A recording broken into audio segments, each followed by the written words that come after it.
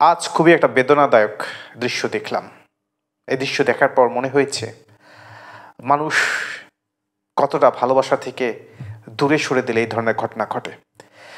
ঢাকা বিশ্ববিদ্যালয়ের বাস খনিকাতে যেভাবে হামলা করলো অন্যান্য শিক্ষা প্রতিষ্ঠানের শিক্ষার্থীরা, হামলা করার পর তাদের অ্যাটিটিউড দেখে যেটা মনে হয়েছে তারা শান্তি পেয়েছে। এবং ভিডিওটি দেখার পর আমি কমেন্টস বক্সে দেখলাম সেখানেও মানুষ আনন্দ প্রকাশ করেছে। কারণ কি? এ কারণ খুঁজতে হয়তোবা ঢাকা বিশ্ববিদ্যালয়ের কাউকে গবেষণা করতে হবে। দিন দিন এর অধঃপতন হচ্ছে কেন? বাংলাদেশের ইতিহাসে ঢাকা বিশ্ববিদ্যালয় একটা গুরুত্বপূর্ণ প্রেক্ষাপট। বাংলাদেশের ইতিহাসে যত সংগ্রাম হয়েছে, আন্দোলন হয়েছে, ঢাকা বিশ্ববিদ্যালয় এবং ঢাকা বিশ্ববিদ্যালয়ের শিক্ষার্থীরাই অগ্রণী ভূমিকা পালন করেছে। কিন্তু তাদেরই বাঁচে যেভাবে আক্রমণ হলো, যারা আক্রমণকারী তারাও আনন্দিত হয়েছে এবং যারা দেখেছে ম্যাক্সিমাম কমেন্টস আমি পড়েছি তারা খুশি হয়েছে। কারণটা কি? কিছুদিন আগেও জুলাই আগস্টের যে আন্দোলন হলো, এই আন্দোলনের নেতৃত্ব দিয়েছিল কারা? সব পরিচিত ফেসেই কিন্তু ওই ঢাকা বিশ্ববিদ্যালয়ের স্টুডেন্ট।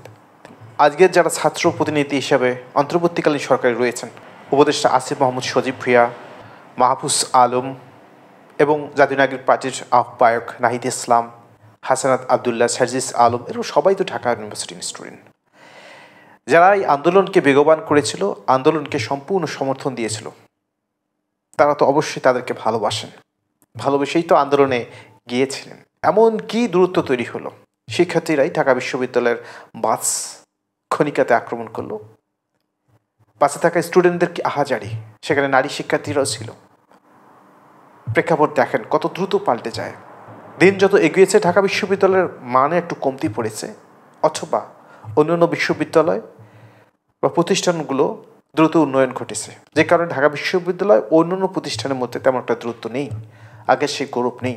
কিন্তু জুলাই আগস্টে যারা সামনে থেকে নেতৃত্ব দিয়েছে এবং খুব সুপরিচিত মুখগুলো, প্রায় সবগুলোই ঢাকা ইউনিভার্সিটির স্টুডেন্ট, তো সেই গৌরব তো তারা ফিরিয়ে এনেছে আন্দোলনের ইতিহাসের দিক দিয়ে।